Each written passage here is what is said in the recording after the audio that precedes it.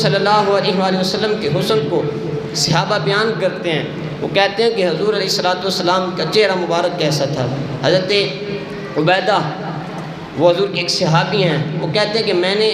ربیع بن مسعود حضور کے صحابی ہیں، ان سے پوچھا کہ حضور کی رنگت کیسی تھی، حضور کا وصف کیسا تھا، تو وہ کہنے لگے کہ حضور علیہ السلام کا چہرہ مبارک ایسے تھا کہ گویا آپ کے چہرہ مبارک پر سورج طلوع ہو رہا ہو۔